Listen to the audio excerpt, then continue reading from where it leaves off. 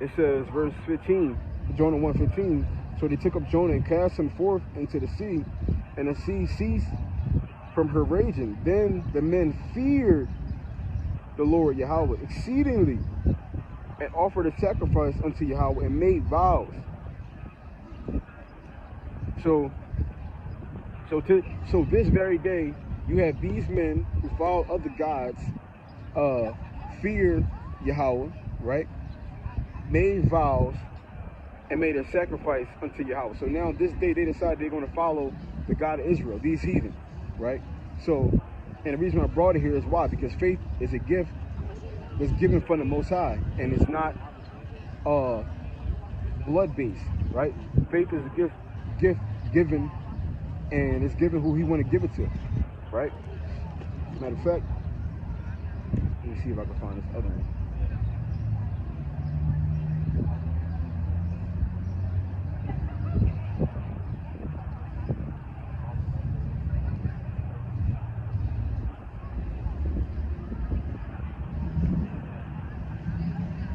Let me give you another example.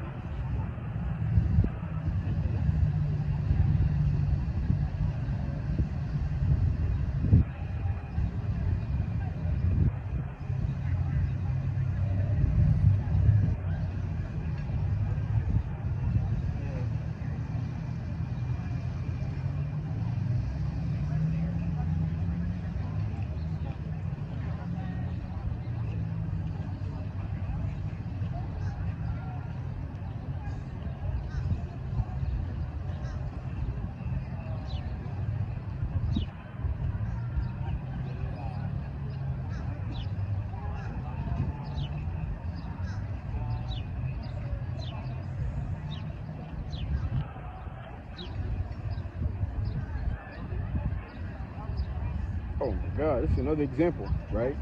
This is Daniel chapter 3 and verse.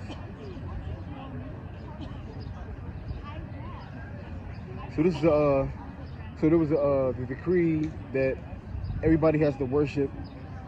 Let me see.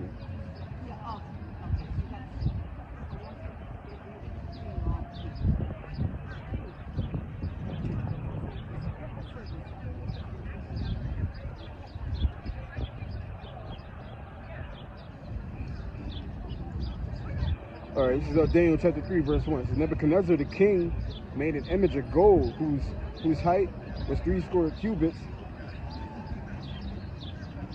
and the breadth thereof 6 cubits. He set it up in the plain of Dura in the province of Babylon. Then Nebuchadnezzar the king sent to gather together the princes and the governors and the captains and the judges and the treasurers, the counselors, the sheriffs, and all the rulers of the provinces, to come to the dedication of the image which Nebuchadnezzar the king had set up. Then the princes, the governors, and the captains, and the judges, and the treasurers, the counselors, the sheriffs, and all the rulers of the province were gathered together unto the dedication of the image that Nebuchadnezzar the king had set up. And they stood before the image that Nebuchadnezzar had set up. Then an herald cried aloud to you, it is commanded, O people, nations, and languages, that at the time ye hear the sound of the cornet, flute, harp, sackbut, saloti, psaltery, dulcimer, and all kinds of music, you fall down and worship the golden image that Nebuchadnezzar the king has set up. So whenever these bells or these ornaments, whatever, go off, everybody was supposed to bow down, whatever they're doing, stop and worship this image that was set up by the king. It says, and whoso falleth not down and worship shall the same hour be cast into the midst of a burning fiery furnace. So that the penalty was basically getting burnt in the furnace, right? If you don't do this. Now again, this is another example of a heathen having faith in the God of Israel, which we established it's not blood-based. Anybody can get faith, right? Whoever the Lord decided to give it to. So fast forward a little bit. So basically, Shadrach, Meshach, and Abednego, who were obviously Israelites, right? We know as an Israelite, one of the things that you can't do is serve other gods, right? You just can't do it. It's like the top thing. So they didn't do it, and they were commanded to be put into a furnace now, since they didn't want to worship the image that was put up by King Nebuchadnezzar. It says, verse 22 is therefore because the king's commandment was urgent, and the furnace exceeding hot, the flame of the fire slew those men that took up Shadrach, Meshach, and Abednego. So they all three was put into a furnace, right? The men that turned the furnace on, it was so hot, they got burnt up and died. And they weren't in the furnace, they were just close to it, right? So it says, and these three men, Shadrach, Meshach, and Abednego, fell down, bound into the midst of the burning fiery furnace. Then Nebuchadnezzar the king was astonished, and rose up in haste, and spake and said unto the counselors, did not we cast 3 men bound in the midst of the fire? They answered and said unto the king, true, yes, O king.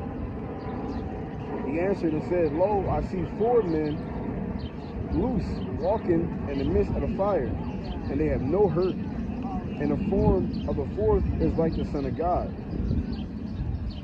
Then Nebuchadnezzar came near to the mouth of the burning fiery furnace, and spake and said, Shadrach, Meshach, and Abednego, ye servants of the Most High God, come forth and come hither. Then the Shadrach, Meshach, and Abednego came forth in the midst of the fire. And the princes, governors, and the captains, and the kings, and the counselors, being gathered together, saw these men, upon whose bodies the fire had no power, nor was an hair of their head singed, neither were their coats changed, nor the smell of the fire had passed on them. Then Nebuchadnezzar spake and said, blessed be the God of Shadrach, Meshach, and Abednego, who have sent his angel and delivered his servants that trusted in him, and have changed the king's word, and yielded their bodies, that they might not serve nor worship any god except their own. Therefore, this is King Nebuchadnezzar right now. He says, therefore, I make a decree that every people, nation, and language which speak anything amiss against the God of Shadrach, Meshach, and Abednego shall be cut in pieces, and their houses shall be made a dunghill, because there is no other God that can deliver after this sort. Then the king promoted Shadrach, Meshach, and Abednego in the province of Babylon. So there it is. You see, the power of God was witnessed, right? And now all of a sudden, King Nebuchadnezzar believed in the Most High God, right? He seen the power of God. He seen one of the angels, and through seeing this, gave him faith, which God allowed him to get this faith. Because again, you got examples again with the Pharaoh. He seen crazy things happening, but he wasn't able to believe. You look at the wicked scribes and the Pharisees. They seen the Lord they heard of the stories of the Lord bringing people back from the dead. They know about him making blind people see, making lame, crippled people walk. They know about this, right? But that didn't allow them. God did not allow that to give them faith, right? Because what? Faith is a gift. It doesn't matter what you see, right? Faith is a gift.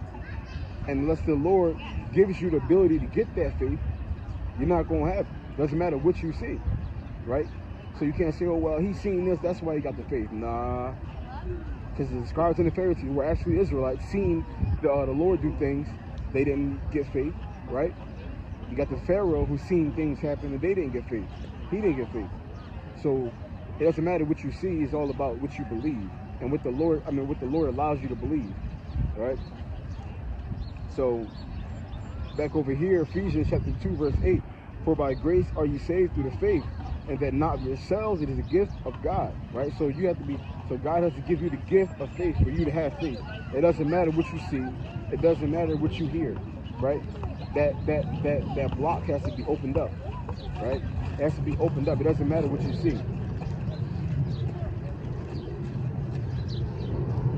This is